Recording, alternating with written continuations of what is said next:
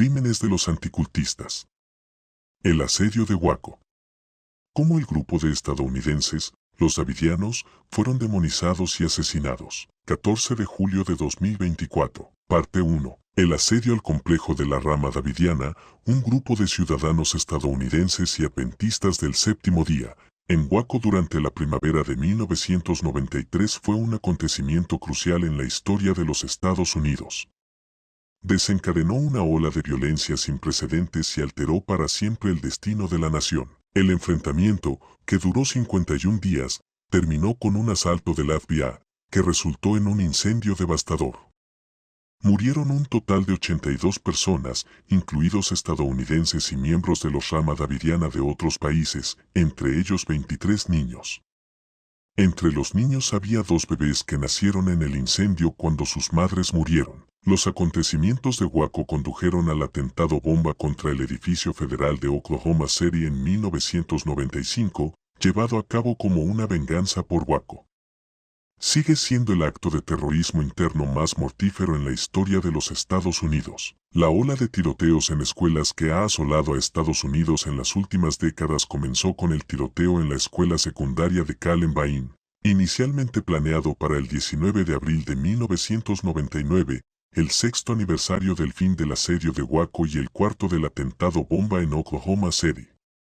La grave división política y nacional en Estados Unidos, a menudo comparada con la guerra civil, también tiene sus raíces en los acontecimientos de Waco en 1993. En esta serie de artículos, presentaremos hechos que indican quién estaba detrás de la organización de este evento clave en la primavera de 1993. Estos eventos fueron precedidos por varios años de intensa actividad por parte de los anticultistas, cuyo objetivo era desacreditar al pueblo estadounidense de los davidianos mediante la demonización y la deshumanización en los medios de comunicación y la marginación de la opinión pública. Los anticultistas también participaron en extensas campañas de desinformación dirigidas a las fuerzas del orden, con el objetivo de provocar un uso excesivo de la fuerza. El Grupo Davidiano Adventista del Séptimo Día, DSDA, fue fundado cerca de Waco en 1935 en un lugar al que llamaron Monte Carmelo. Más tarde, añadieron la palabra rama a su nombre, inspirados por un pasaje bíblico de Isaías, y una rama brotará de sus raíces. Este grupo de estadounidenses vivió en paz durante más de 50 años y era conocido por ser buenos ciudadanos que obedecían las leyes. Vivían en una tierra que defendieron en la década de 1980 del autoproclamado profeta George Roden, quien intentó usurparla pero perdió una serie de batallas judiciales. Construyeron una casa en esta tierra con sus propias manos y se ganaron la vida con trabajo duro. Cabe señalar que hasta finales de los años 1980, la prensa se refería respetuosamente a los davidianos como un grupo religioso. El término secta fue aplicado inicialmente a ellos por los anticultistas y se propagó a través de artículos difamatorios y materiales de prensa producidos por periodistas que trabajaban directamente con y para los anticultistas. Esta campaña de desprestigio comenzó varios años antes de los trágicos acontecimientos. El objetivo principal era el joven predicador y líder de un grupo de ciudadanos estadounidenses que practicaban la rama davidiana del adventismo, Vernon Howell, quien cambió su nombre a David Koresh por razones religiosas. Fue etiquetado como el líder de una secta peligrosa. La campaña de demonización contra los davidianos fue liderada por el anticulista y desprogramador Rick Ross. Bajo su dirección, se organizó un grupo específicamente para atacar y demonizar a los davidianos. Este grupo incluía a anticultistas de la Red de Concienciación sobre Sectas, CAN, por sus siglas en inglés, la principal organización anticultos de los Estados Unidos, junto con exmiembros reclutados de los davidianos, sus familiares y periodistas de varios medios de comunicación y programas de televisión populares. A principios de la década de 1990, CAN era la principal organización anticultos de los Estados Unidos y Rick Ross era uno de sus desprogramadores más efectivos. En 1987, Ross llevó a cabo la desprogramación forzosa de 2 ciudadanos estadounidenses practicantes de la rama davidiana en el norte del estado de Nueva York.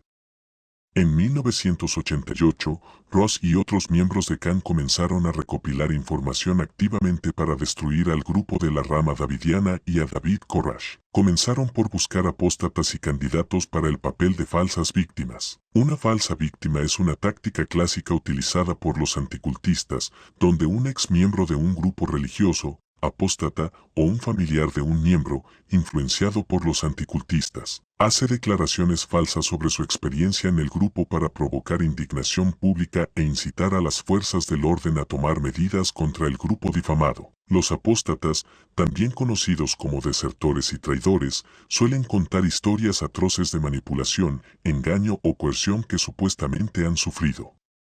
Estos desertores suelen recibir una atención significativa de los medios de comunicación que utilizan sus relatos para crear noticias sensacionalistas. Esto es especialmente cierto si el desertor está dispuesto a exponer los secretos del grupo al que alguna vez perteneció.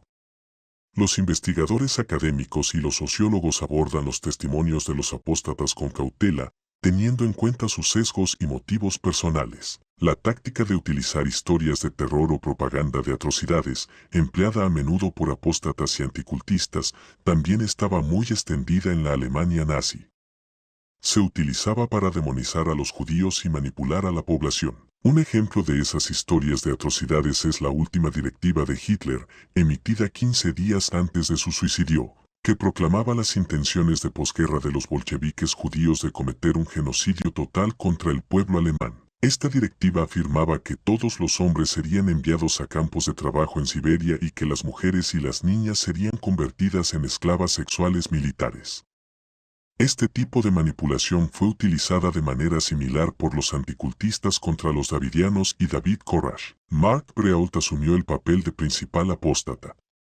Él, junto con su esposa, abandonó la rama de los davidianos en 1989 después de un conflicto con David Koresh, motivado por agravios personales. Al mudarse a Australia, donde la rama de los davidianos tenía un grupo de seguidores, se propuso reclutar nuevos apóstatas y se autoproclamó profeta, denunciando a Koresh como falso profeta en las reuniones de estudio bíblico. Breault logró convencer a varias familias y parientes de los davidianos de Australia, incluida la familia Gent, así como de California, donde también había un grupo en La Verne, cerca de Los Ángeles. Comenzaron una campaña de desinformación concertada dirigida a las autoridades estadounidenses, afirmando que Koresh y todas las demás personas de los davidianos representaban una amenaza. Un aliado importante en estos esfuerzos fue Robin Bunds, una apóstata de California que tuvo un hijo con David Koresh llamado Saun. En 1990, Mark Breault y Robin Bunds lanzaron una campaña de desprestigio, alegando ante los davidianos de Australia y California, así como ante los funcionarios de inmigración de Estados Unidos, la policía de California y las fuerzas del orden en Texas, que David Koresh planeaba sacrificios humanos y asesinatos de niños. Rick Ross y Mark Breault utilizaron un enfoque anticulto clásico. Impusieron al público la afirmación de que los davidianos eran una secta peligrosa y destructiva y que Koresh utilizaba el lavado de cerebro para controlar a los miembros del grupo, sugiriendo que podría haber asesinado a antiguos miembros e incluso ordenado un suicidio en masa. Los anticultistas utilizaron la teoría del lavado de cerebro durante los primeros casos judiciales relacionados con secuestros y desprogramaciones violentas.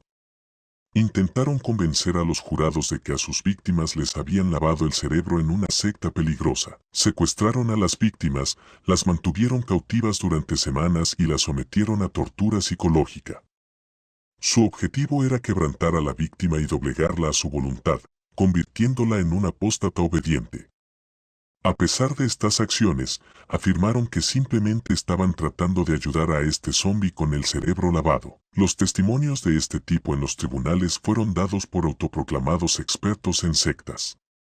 Entre ellos se encontraban Rick Ross, que solo había terminado formalmente la escuela secundaria y tenía antecedentes de enfermedad mental grave, y Steven Hassan, que recibió oficialmente su licencia en 1992. La licencia de Hassan fue posteriormente revocada por el Comité de Registro de Profesiones en el campo de la salud mental por no respetar la dignidad y no promover el bienestar de los clientes y por conducta y comportamiento poco profesional que socava la confianza pública en la integridad de la profesión. Los testimonios de expertos que apoyaban la teoría del lavado de cerebro sufrieron su derrota definitiva en el caso de la Corte Federal de 1990, Estados Unidos contra Fishman. El acusado, Stephen Fishman, un ex miembro de la Iglesia de la Cienciología, fue acusado de fraude postal. Fishman argumentó en su defensa que la Iglesia le había lavado el cerebro y que no podía ser considerado responsable de sus acciones.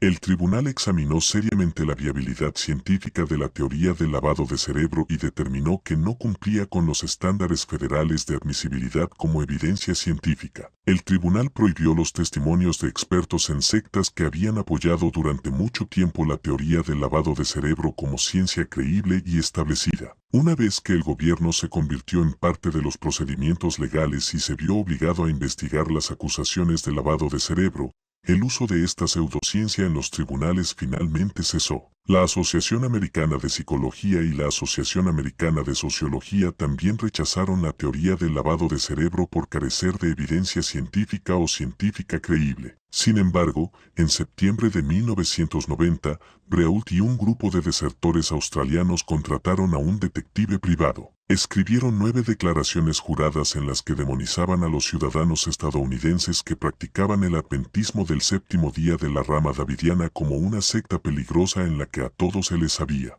lavado el cerebro, y enviaron a un detective junto con las declaraciones juradas firmadas por los apóstatas australianos para reunirse con las autoridades locales de La Verne, California, y Waco, Texas, así como con empleados del IRS y del Servicio de Inmigración de Estados Unidos. Las agencias de aplicación de la ley rechazaron estas afirmaciones debido a la falta de pruebas, desestimándolas como una mera difamación sin fundamento. El detective continuó trabajando para el grupo anticultos durante varios años. Su principal responsabilidad era reunir información y buscar material comprometedor sobre los ciudadanos estadounidenses de la rama davidiana. El 31 de octubre de 1991, Mark Pro llamó a David Jewell, que vivía en Michigan y nunca había sido miembro de la rama davidiana. Sin embargo, tenía una hija, Kitty, con Sherry Jewell. Sherry era una davidiana. Utilizando las mismas historias de terror, Brault convenció a David de iniciar una batalla por la custodia de Kitty, intentando despojar a Sherry, a quien llamó miembro de una secta con el cerebro lavado, de sus derechos parentales. Mark Brault testificó durante una audiencia judicial celebrada en Michigan en febrero de 1992, tratando de persuadir al tribunal con retórica antisecta. Sin embargo, el tribunal no encontró convincente el testimonio de Brault y otorgó la custodia compartida a David y Sherry Jewell. En febrero de 1992, Mark Pro y David Jewell denunciaron a los Servicios de Protección Infantil de Texas, CPS, las acusaciones de abuso infantil por parte de los padres de los davidianos de Monte Carmelo. Basándose en sus denuncias, los funcionarios de CPS visitaron Monte Carmelo 3 veces. Los exámenes físicos de 12 niños de la rama davidiana no revelaron signos de abuso o trauma. Se realizaron entrevistas tanto a adultos como a niños, y los niños negaron cualquier maltrato y los adultos negaron vehementemente el uso de métodos disciplinarios severos con los niños. Debido a la falta de pruebas que respaldaran las acusaciones de abuso infantil, el caso se cerró varios meses después. En marzo de 1992, Mark Pro, David Jewell y otros comenzaron a afirmar que los habitantes de la rama davidiana estaban planeando un suicidio en masa el 18 de abril de 1992. Afirmaban que, sin intervención, el Monte Carmelo se convertiría en otro Johnstown. Escribieron una carta al congresista Fred Upton de Michigan, quien la reenvió al congresista Chad Edwards de Texas, quien a su vez la pasó al FBI. El FBI cerró el caso por falta de pruebas.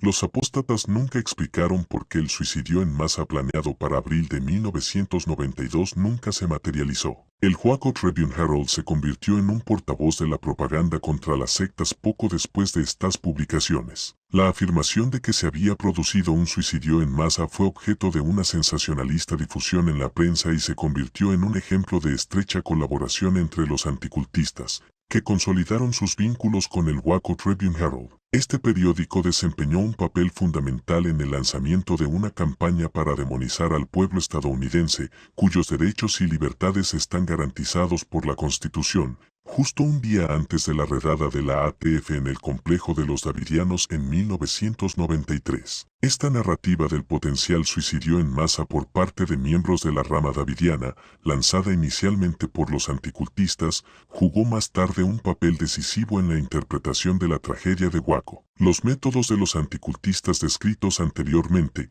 que incluyen la estigmatización, la deshumanización y la culpabilidad por asociación, son clásicos en su enfoque. Su objetivo es atacar y desacreditar a grupos específicos mediante un ataque terrorista informativo. La creación de este tipo de ataques terroristas informativos es esencial para manipular la opinión pública y las fuerzas de seguridad estatales que los anticultistas utilizan para atacar a sus víctimas.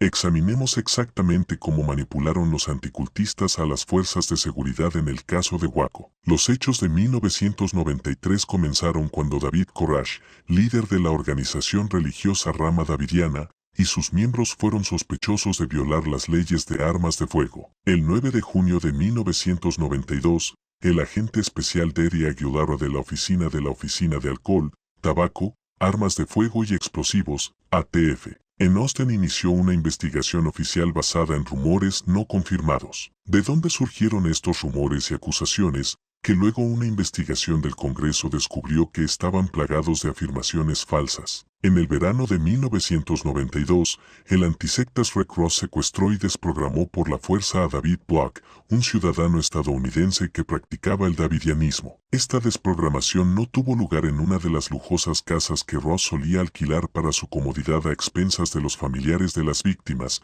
sino en la casa de Priscilla Coates, que era la representante nacional de la Red de Concienciación sobre las Sectas, CAN, en ese momento. Durante el proceso de desprogramación, que es esencialmente una tortura física y psicológica, Red Cross extrajo información de blogs sobre las armas almacenadas en Monte Carmelo y se la pasó a la ATF, donde tenía conexiones personales. Según el informe del Departamento del Tesoro de 1993 sobre la redada de la ATF, la información sobre las armas, que resultó ser inexacta, se basó casi por completo en la declaración de un exmiembro de la rama davidiana, David Block. La revisión del Departamento del Tesoro de las acciones de la ATF criticó posteriormente la excesiva dependencia de la agencia de una única y dudosa fuente de información. Cabe señalar que en esa época, la venta legal de armas de fuego era una actividad cotidiana en Texas y, de hecho, era una de las fuentes de ingresos de la comunidad de los davidianos. Colaboraron con el comerciante de armas autorizado Henry McMahon, propietario de Hewitt Handguns, a quien Aguilera inspeccionó el 30 de julio de 1992. Después de esta inspección, David Koresh ofreció a los agentes de la ATF la oportunidad de visitar Mount Carmel y verificar personalmente las armas y cualquier posible infracción. Sin embargo, por alguna razón, el agente Aguilera rechazó esta oferta. Del informe del Congreso de 1996, no está claro por qué la ATF no aceptó la oferta de realizar una inspección de cumplimiento de las armas de fuego de Koresh. El rechazo de los agentes a la oferta de Koresh fue un grave error. Es más, según el informe del Congreso, los agentes de la ATF ocultaron este hecho a la investigación de 1993 realizada por el Departamento del Tesoro de Estados Unidos, que supervisaba la ATF. Es importante destacar que el informe del Tesoro no menciona que Aguilera tuvo la oportunidad de inspeccionar las armas de fuego de Koresh en el momento de la inspección de cumplimiento. Wade Ishimoto, un revisor del informe del Departamento del Tesoro, indicó a los subcomités que no había sido informado de la visita de cumplimiento de Mount por parte del Departamento del Tesoro durante su revisión. El señor Ishimoto sostuvo que la oferta de Koresh debería haber sido aceptada, lo que presenta una oportunidad invaluable para recopilar información crítica. Posteriormente, tras establecer una vigilancia permanente sobre los miembros de la comunidad, el agente Aguilera pudo reunir los materiales necesarios para obtener una orden de allanamiento y arresto. Sin embargo, una investigación posterior iniciada por el Congreso de los Estados Unidos concluyó que la investigación de la ATF estaba mal desarrollada y mal administrada. La declaración jurada de Aguilera contenía numerosas declaraciones erróneas sobre los hechos, declaraciones erróneas sobre la ley y una aplicación incorrecta de la ley a los hechos e información sustancial irrelevante y confusa, de la investigación del Congreso de Estados Unidos de 1996. La investigación de la ATF sobre los davidianos fue sumamente incompetente. Careció del profesionalismo mínimo que se espera de una importante agencia federal de aplicación de la ley. La declaración jurada presentada en apoyo de las órdenes de arresto contenía una increíble cantidad de declaraciones falsas. Los agentes de la ATF responsables de preparar las declaraciones juradas sabían o deberían haber sabido que muchas de las declaraciones eran falsas. En particular, la declaración jurada preparada por el agente Aguilera afirmaba que Cores poseía un fusil antitanque calibre .52, lo que habría sido un delito penal, cuando en realidad poseía un fusil calibre .50, lo cual era completamente legal. Que los miembros de la rama davidiana tenían casquillos de granadas, pero no se mencionó que estos casquillos fueron adquiridos legalmente, montados en placas y vendidos por los miembros de la rama davidiana como pisapapeles de recuerdo en exposiciones de armas. La declaración jurada hizo referencia al testimonio de un alguacil adjunto que escuchó el sonido de una potente explosión proveniente de la propiedad de Mount Carmel. Sin embargo, no mencionó la investigación del alguacil, que determinó que los davidianos estaban utilizando explosivos legalmente durante las obras de construcción. La fuente de las afirmaciones exageradas sobre armas ilegales, entrenamiento paramilitar en el Monte Carmelo, guardias armados las 24 horas, órdenes de disparar a cualquier persona sospechosa y planes para declarar la guerra contra el gobierno de los Estados Unidos. Fue el desertor davidiano antes mencionado Mark Pro, quien abandonó la comunidad debido a desacuerdos con Cores. Sin embargo, en ninguna parte de la declaración jurada contra los davidianos se menciona que este exmiembro era ciego, aunque sí se afirma que participó personalmente en ejercicios de entrenamiento físico y de armas de fuego realizados por Cores y supuestamente cumplió funciones de guardia armada. Así, el agente Aguilera de la ATF construyó inicialmente el caso contra los davidianos basándose únicamente en el testimonio de los antisectas y sus asociados. Con base en esta información falsificada, se emitió una orden de allanamiento el 25 de febrero de 1993 para la redada en el rancho Monte Carmelo donde vivía la comunidad de los davidianos. Sin embargo, la violencia que siguió no habría sido posible sin el apoyo activo de los anticultistas en los medios de comunicación, que demonizaron y deshumanizaron a los davidianos incluso antes de la redada de la ATF. En la segunda parte de este artículo se explicará en detalle cómo se coordinó este acto de terrorismo informativo. Puede obtener más información viendo el documental revelador The Impact.